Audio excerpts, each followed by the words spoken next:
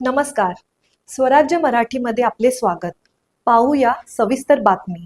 कोयना व राधानगरी धरणातून मोठ्या प्रमाणात विसर्ग सुरू झाल्यानं कृष्णा व पंचगंगा नदीच्या पाणी पातळीत लक्षणीय वाढ झाली. त्यामुळे श्री क्षेत्र नृसिंहवाडी येथील प्रसिद्ध श्री दत्त मंदिरात आज मंगळवार दिनांक 19 ऑगस्ट रोजी सकाळी 8:30 वाजता चालू सालातील चौथा चढता दक्षिणद्वार सोहळा अत्यंत भक्तिभावात पार पडला.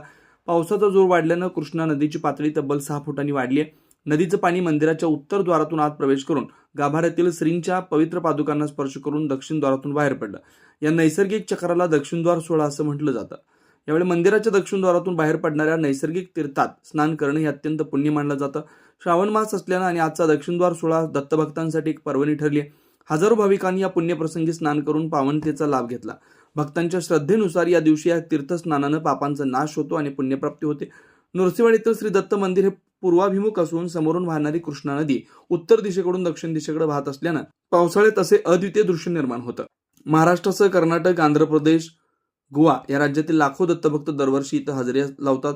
महापुराची परिस्थिती निर्माण झाल्यानं दत्त देवस्थान समितीच्या वतीनं मंदिर परिसरात बंदोबस्त तैनात करण्यात आलाय. तसेच भाविकांनी मंदिर परिसरात येताना काळजी घ्यावी असं आवाहन करण्यात आलंय. स्वराज्य मराठी, बातमी नाही जबाबदारी. चॅनलला लाईक करा, शेअर करा आणि सबस्क्राईब करा.